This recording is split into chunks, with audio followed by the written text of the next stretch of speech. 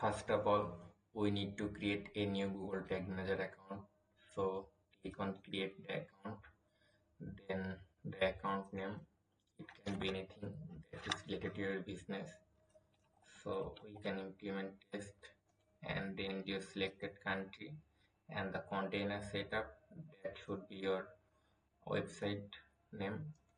So let's copy it and paste it here, and it should be without HTTPS. So let's replace that, and then select web and create it, then agree on the terms and conditions.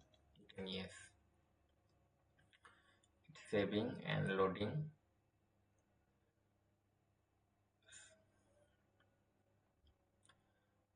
So the new Google Tag Manager account is created, and this is the Google Tag ID. So connect the Google Tag Manager account with the website.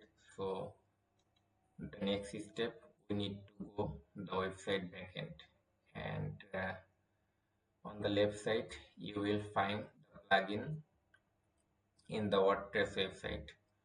So there are many other methods to connect the Google Tag Manager account with the WordPress website. So easiest way to connect the Google Tag Manager account with WordPress. So install a free plugin. So click on add plugin, and it's free plugin called ZTM for WP. So we need to install it,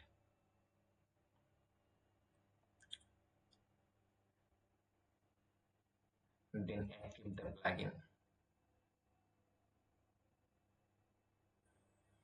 Once is installed and activate, you will find here, then click on setting,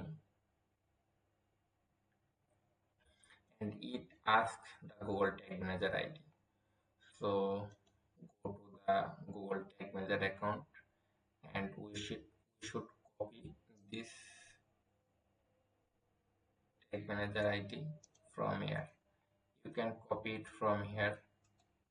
Just copy it and paste it inside the box. You can see container code and container code capability, both are one. So once you save it, it's automatically turned on off. So we need to on it both and make save change. Now our Google Tag Manager is connected with the website. So we have to check it that it connected with the website. To do this, we need to copy the website URL and go to the Google Tag Manager and take the preview option.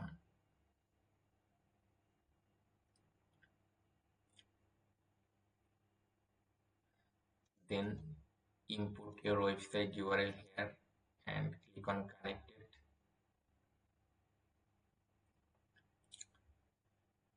See, it's loading, and Google Tag Assistant is connected. So you can see the Google Tag Manager is connected on the website. See the code CB95 CB95. So the implement is success.